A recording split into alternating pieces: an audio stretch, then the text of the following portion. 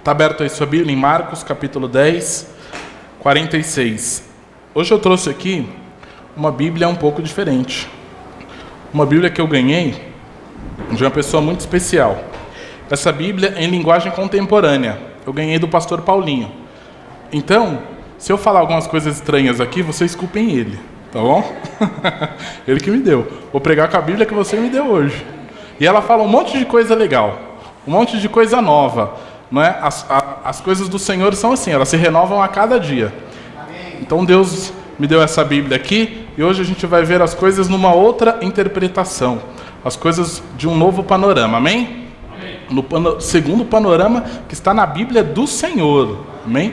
Não é do homem, não é da carne, é de Deus, amém? Marcos 10, 46 diz o seguinte: depois de passarem algum tempo em Jericó, Jesus saiu da cidade, seguido pelos discípulos e por uma multidão e um mendigo cego, chamado Bartimeu, filho de Timeu, estava sentado à beira do caminho. Quando ele soube que Jesus, o Nazareno, passava por ali, começou a gritar: Filho de Davi, Jesus, misericórdia, tem misericórdia de mim. Muitos tentaram fazê-lo calar, mas ele gritava ainda mais alto: Filho de Davi, tem misericórdia de mim. Jesus parou e ordenou: tragam-no aqui. Eles foram chamá-lo e diziam: hoje é o seu dia, ele está chamando você. Amém? Você pode dar uma glória a Deus aí? Eles foram chamá-lo, dizendo: hoje é o seu dia, ele está chamando você. Levante-se. Jogando longe sua capa, ele ficou em pé e foi até Jesus. Jesus perguntou: o que você quer de mim? O cego respondeu: Senhor, eu quero ver. Eu quero ver. Siga seu caminho. Sua fé salvou e curou você, disse Jesus. No mesmo instante, ele recuperou a visão e seguia Jesus estrada afora. Não é? Amém? Que milagre poderoso, né? Que milagre, não é, maravilhoso aconteceu aqui na vida de Bartimeu, não é? E que exemplos que a gente pode trazer aqui para as nossas vidas no dia de hoje, não é? Quando Deus tocou no meu coração para trazer essa mensagem, o Senhor falava comigo sobre circunstâncias da fé. Amém? Diga comigo, circunstâncias da fé. Diga com autoridade, diga circunstâncias da fé. Aqui nós podemos ver algumas situações, não é, que este homem, Bartimeu, ele passava, não é? A gente leu esse texto aqui, que era um homem que estava ali há quanto tempo? Não é? 10 anos, 20 anos? Ele estava ali numa circunstância, não é?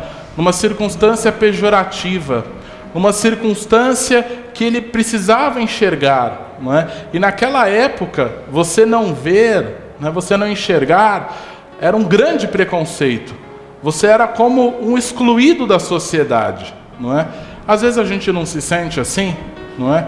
Excluídos da sociedade porque a gente não tem alguma coisa, porque a gente não tem uma aparência, porque a gente não tem um patrimônio, não é? Eu não sei qual é a sua circunstância, mas Deus está falando conosco hoje sobre circunstância da fé.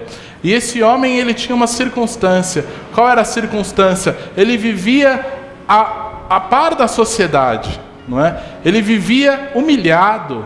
Ele vivia ali de uma forma, não é? Que nós, hoje, como se você passasse na rua e visse um mendigo. Às vezes a gente não vê um mendigo jogado assim na rua, não é? Às vezes a gente passa nem vê, não é? Às vezes um odor, um mau cheiro. Mas diz o texto que este homem, não é? Ele sabia quem era Jesus. Diga, eu sei quem é Jesus. O texto, ele não fala claramente, ele sabia que era Jesus. Mas quando ele ficou sabendo do rumor, Jesus está vindo aí. Porque ele ouviu falar de Jesus em algum tempo da sua vida.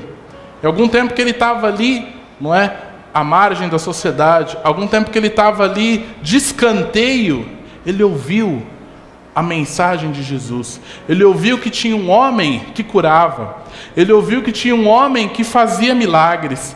Ele ouviu que tinha um homem que podia fazer ele voltar a enxergar, não é? Você está me vendo? Quantos estão me vendo aí? De óculos, sem óculos? Feche seus olhos aí um instante, não é? Pensa nesse homem. Imagina você sem poder enxergar, não é? A gente podia até aqui fazer uma brincadeira, mas eu não vou fazer, não é? Falar para você levantar e sentar na cadeira da frente, porque certamente você vai cair. Pode abrir seus olhos. Você não vai fazer isso. Mas uma das piores coisas que tem na vida, não é? É você não enxergar, não é? É você não poder andar, não é? Eu acho que são as piores situações que tem na vida. Porque quando você não enxerga, você não sabe o que está na sua frente. Você não sabe o que está por vir, não é? Agora vamos trazer isso para o nosso contexto. Às vezes na nossa vida a gente fica perdido. A gente fica sem saber o que fazer. A gente fica sem saber como tomar a decisão correta. A gente fica sem saber para onde ir, não é? Quantos já não se sentiram assim ou não se sentem assim ainda, não é? Às vezes você tem uma decisão para tomar, não é? Às vezes você tem algo para fazer, não é? Às vezes você tem que tomar uma postura, tomar uma posição, não apenas na igreja, no seu ministério, mas na sua casa, na sua família, nos seus negócios. Uma posição, uma postura, não é, com sabedoria, e a gente não sabe o que fazer, porque você não está enxergando, não é? Mas você conheceu o homem de Nazaré. Diga, eu conheço o homem de Nazaré. Glória a Deus. Quem conhece o homem de Nazaré? Diga amém. Não é? Quem que é o homem de Nazaré? É Jesus, não é? Esse Jesus maravilhoso que nos dá todo entendimento, que nos dá toda a sabedoria, não é? Que pode nos transformar, que pode mudar a nossa vida, não é? Eu quero voltar aqui no texto, não é? E esse homem dizia, quando ele soube que Jesus o Nazareno passava por ali, começou a gritar, filho de Davi, Jesus, tem misericórdia de mim. Muitos tentaram fazê-lo calar, mas ele gritava mais ainda, não é? Na nossa circunstância de vida, muitas vezes pessoas vão se levantar para tentar impedir você. Pessoas vão se levantar para tentar impedir o seu ministério, tentar impedir que você alcance aquilo que está no seu coração. Então cuidado com quem você fala, cuidado com quem você compartilha as suas ideias, com quem você compartilha os seus sonhos, os seus ideais, não é? Porque você vai ver que pessoas vão tentar barrar, vão ficar com inveja, falar, não é? Vão começar a colocar uma pedra, começar a desistir, para com isso, não faz isso, não é? Vão tentar parar você. Eu quero dar uma palavra de autoridade aqui sobre a sua vida, não é? Nada pode parar o justo do Senhor. Amém? Você pode dizer isso comigo? Nada pode parar. Mas diga com autoridade, gente. Nada pode parar o justo de Deus. Nós fazemos parte dessa geração. O que está acontecendo hoje no país? Não é? Hoje estão votando lá praticamente o meu e o seu futuro. Através de um presidente ou a presidenta. Eu não gosto de falar, mas é só para a gente entender. Através da presidenta que está lá, a gente não sabe se vai continuar, a gente não sabe o que vai acontecer nesse país. Mas Deus está levantando homens e mulheres, não é? Não pensa que você, porque você não está aqui à frente, porque você não faz alguma coisa na igreja, que você é menor, querido. Não, Deus te levantou para levantar a sua voz, não é? Para você orar pelo seu país, para você orar pela sua nação, não é? Deus te levantou para você fazer diferença nessa nação. Não é? Não pense que você é diferente de outros homens que já tiveram aí, não é?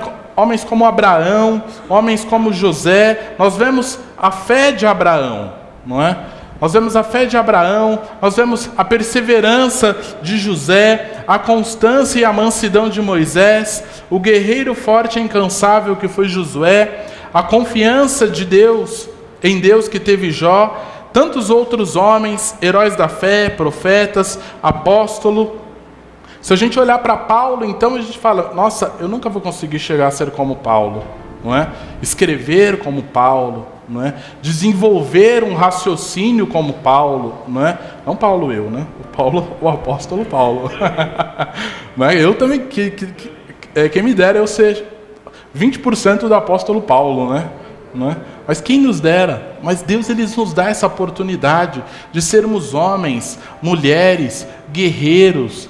O que a gente tem que começar a fazer? Não é? Não nos calarmos. Não é? A gente ter uma posição firme, uma posição de fé. Não é? Nada pode deter o justo de Deus. Não é? Não tenha medo do que tem duvidado. O que você tem duvidado? Não é? O que você tem duvidado que Deus tem colocado em suas mãos, que Deus tem dito para você, que Deus já falou que você vai fazer, que Deus já falou que você é, não é? Diga para a pessoa que está ao seu lado, Deus já disse que você é. Fala, por que está duvidando? Muitas vezes a gente fica fraco, não é? Muitas vezes a gente fica desanimado, não é? E a gente vê nesse texto aí como Bartimeu, não é? Quando ele ouviu falar de Jesus, não é?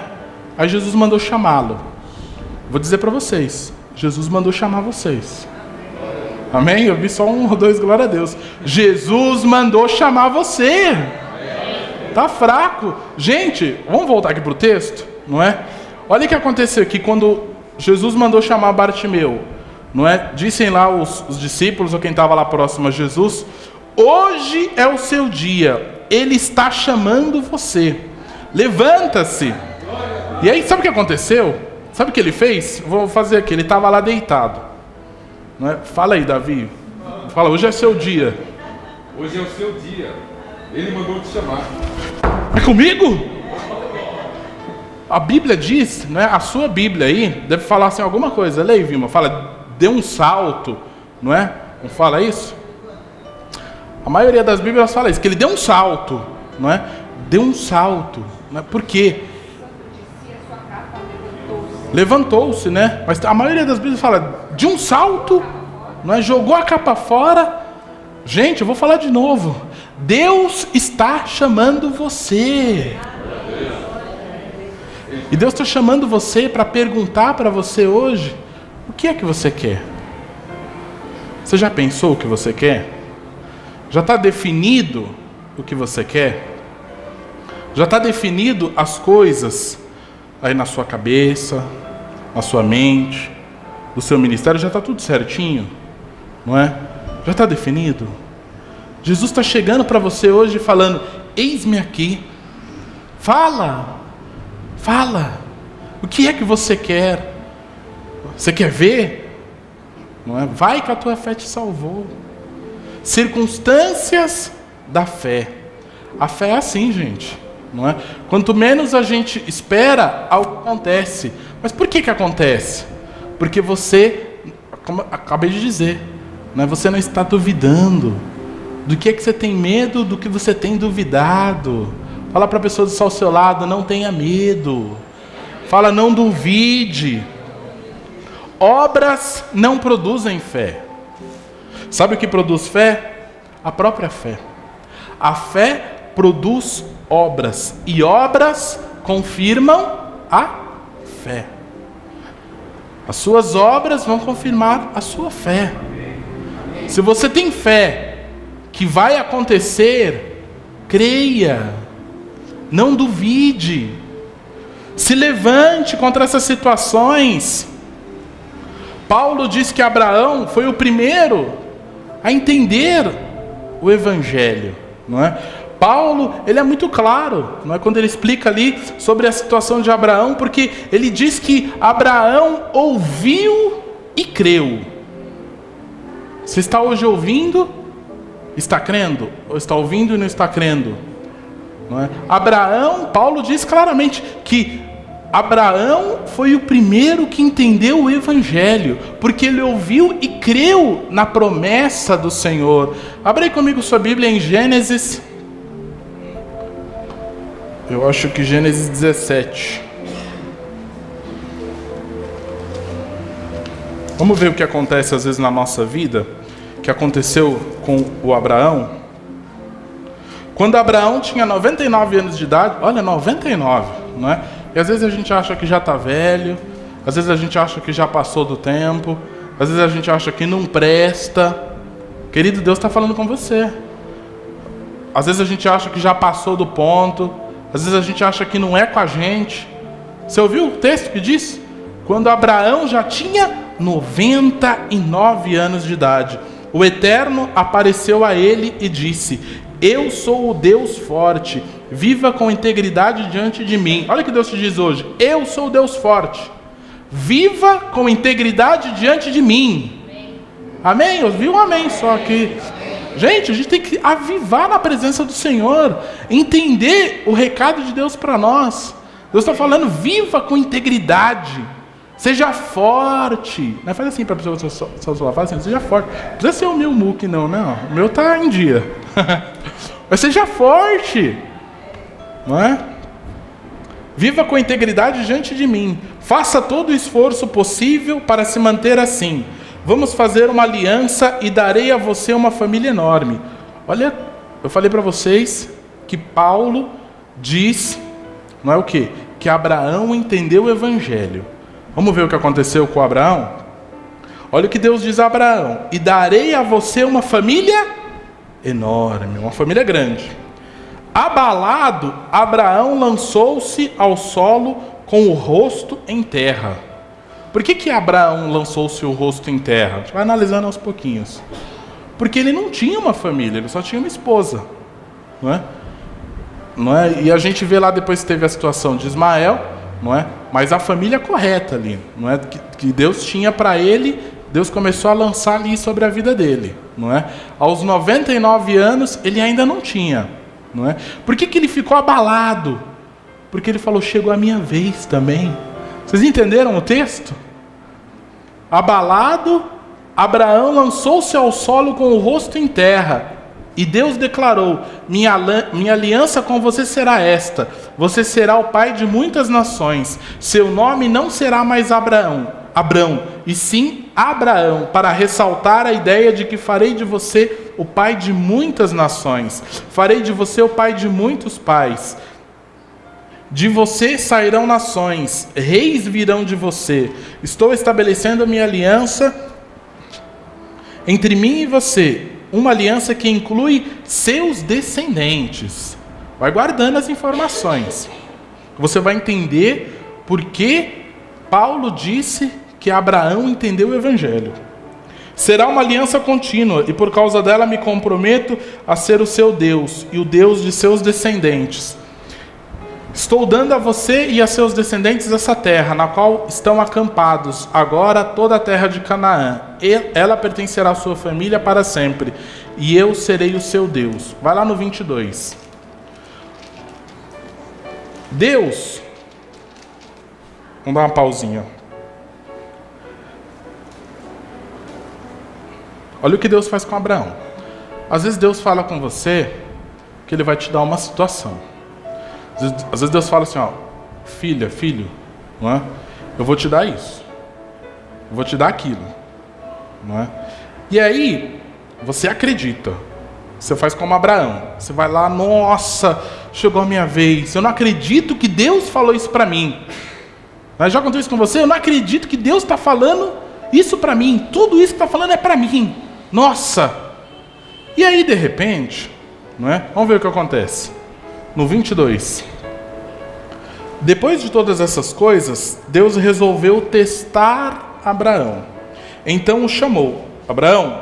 Abraão respondeu: pois não, estou ouvindo. E ele disse: pegue Isaque, seu filho querido, a quem você ama, e vá para a terra de Moriá. Você deve sacrificá-lo ali como oferta queimada sobre um dos montes que indicarei. 3. No dia seguinte, Abraão levantou-se bem cedo e pôs a sela sobre seu jumento. Levou consigo 2 jovens empregados e seu filho Isaque. Abraão questionou? Abraão duvidou? Abraão obedeceu. Às vezes a gente está precisando disso. Parar de questionar o pastor, parar de questionar o nosso chefe, parar de questionar as autoridades, não é? E, diga comigo, obedecer. Obedecer. Ué, vamos pensar como Abraão pensou? Ué, vou falar aqui com você. Davi, eu vou te dar um carro. Você fala, legal, beleza. Agora, falei, ó, vamos assinar o cheque aqui. Aí na hora que eu estou assinando o cheque, eu falo assim, ó, agora você pega esse cheque e dá de dízimo na igreja. Mas você não falou que você ia me dar o carro? Deus falou para Abraão que ia dar para ele o quê? Uma descendência. Não falou várias vezes? Aí Deus vai e fala, eu quero Isaac. Quem quer Isaac? A descendência. Não é? É ou não é? Quem está prestando atenção aí, diga amém. Vocês estão entendendo? Aí Paulo fala que Abraão é o primeiro a entender o evangelho, porque ele entendeu o que é crer sem duvidar. Ele entendeu o seguinte, ele olhou e falou assim, não está na Bíblia porque ele creu, porque ele não duvidou, mas ele deve ter pensado, Isaac é a minha descendência, Deus está pedindo, tem propósito aí. A gente pensa isso? A gente não pensa isso. A gente quer fugir, não é? Não estou dizendo que você vai fazer isso, mas, não tem como eu depositar o cheque? O exemplo que eu dei aqui, será que você não me deu? Não é? Deus, você não me deu isso? Deus, não era para eu, você já não disse lá atrás que era para eu fazer esse caminho, que não era para fazer aquilo? E aí o que aconteceu? Não é? Não vamos ler ali, vamos só falar aqui. O que aconteceu? Ele pegou o menino e foi para o monte. E aí chegou lá no monte, não é? Imagina Isaac falando, e aí pai, cadê o sacrifício? Imagina pastor Paulinho, João pergunta, fala, e aí pai, cadê o sacrifício? Ou Felipe fala, e aí papai? A carinha dele, né, assim pra mim. Às vezes ele me olha assim, fica bravo, né? E aí papai, e o sacrifício? Não é? Deve ser duro, né, gente? E aí ele vai e coloca lá em cima, trudum, circunstância da fé. Não temer, obedecer, continuar, seguir, ir até o fim. Colocou em cima da mesa, amarrou, levantou o facão.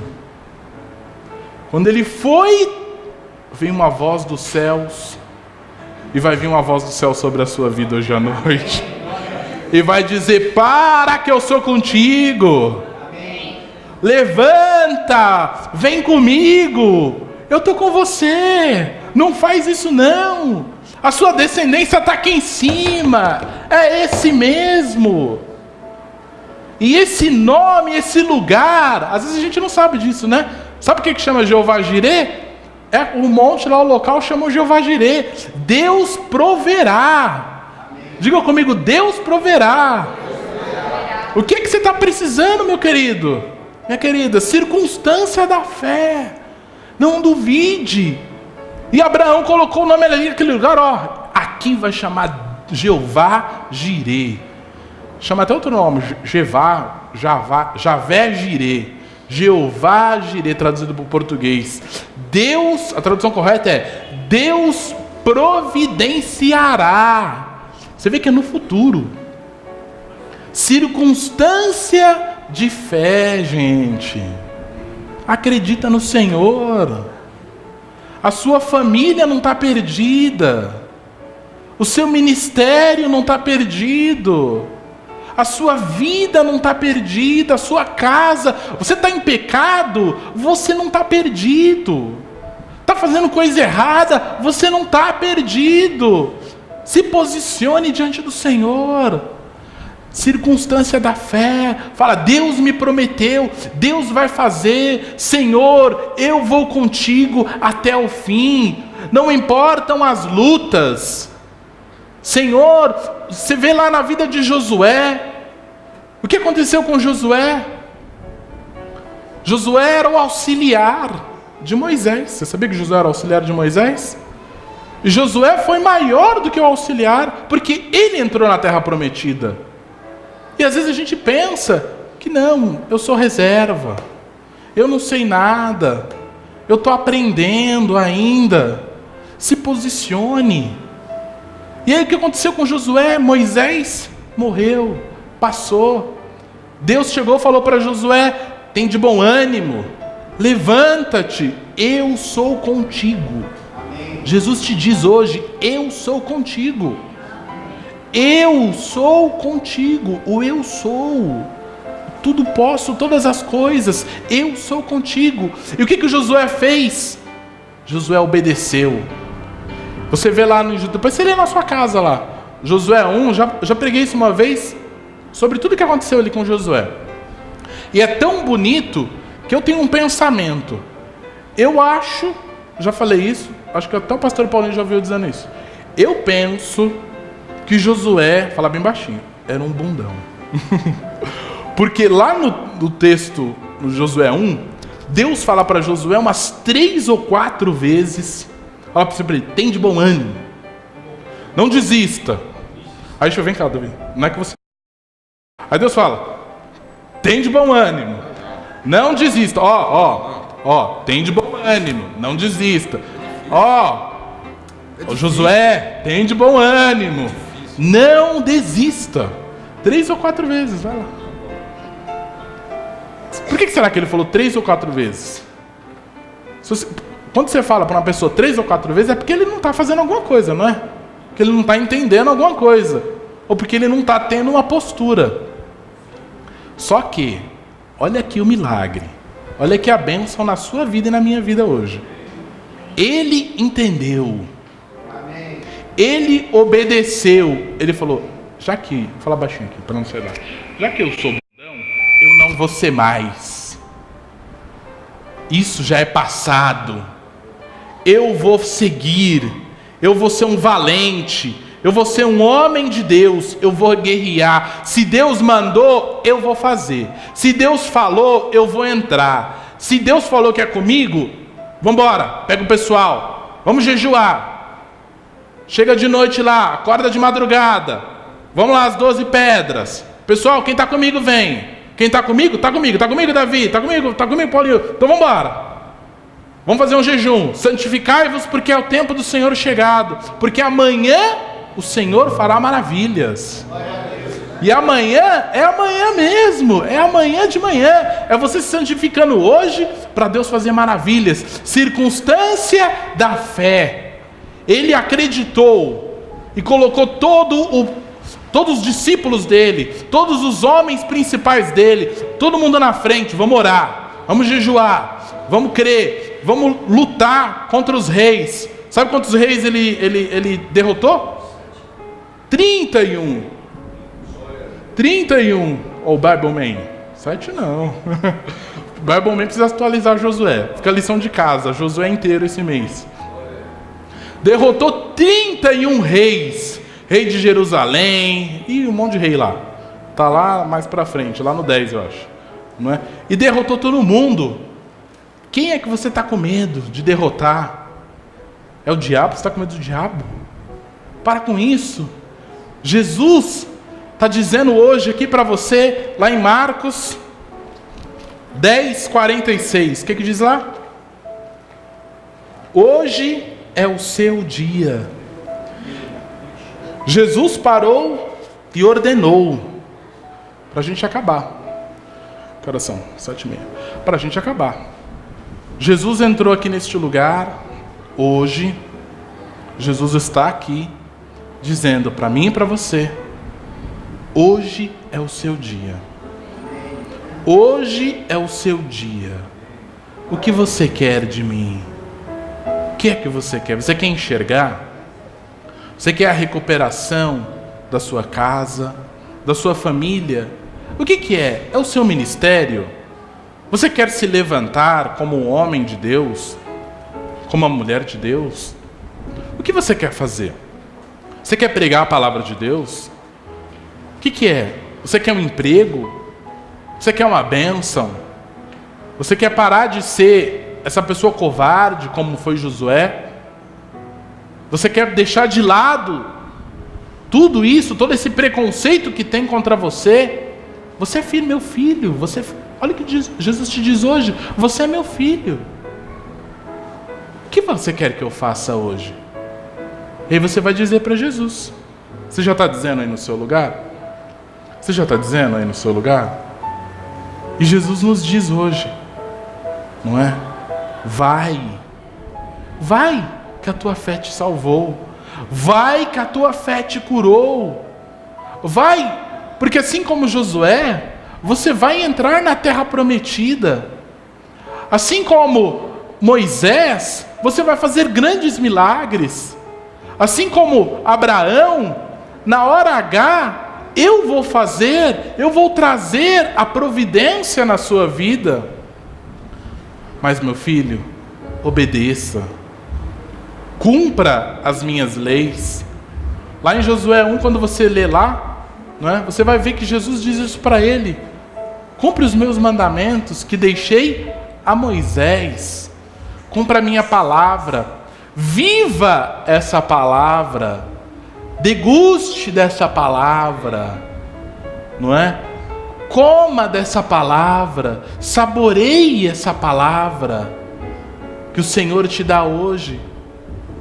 E aí, Paulo diz que Abraão entendeu o Evangelho. Oh, que bênção, né? Diga assim, eu estou entendendo o Evangelho. Você está entendendo de verdade o Evangelho? Você viu que não tem diferença entre você e Paulo? Não tem diferença.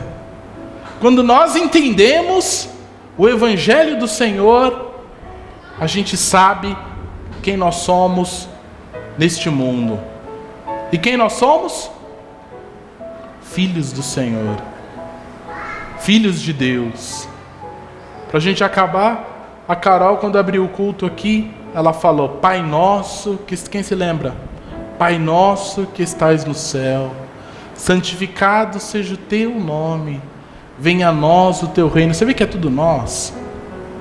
Sabe por que é tudo na quarta pessoa? Na quarta pessoa mesmo, fui conferir aqui. Na quarta pessoa, nós, porque é na conjugação de filho. Não é só para o Davi, não. Não é só para mim, não. Não é só para o pastor Paulinho. É para mim e para você. Somos iguais.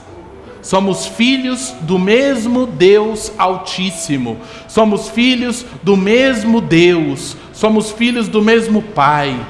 E Ele diz hoje para você, meu filho, vem comigo, eu te levanto, você está curado, você está curada, você está livre, a sua família está resgatada, a sua casa está restaurada. Agora, vai acontecer um milagre? Sabe o que vai acontecer? As suas posições, as suas posturas diante das circunstâncias. Você vai levar essa palavra para sua casa, no seu coração. Diga comigo, eu tenho que ter uma posição forte de Deus nas minhas circunstâncias, circunstâncias de fé. Amém? Glória a Deus. Amém? Feche seus olhos aí um instante no seu lugar.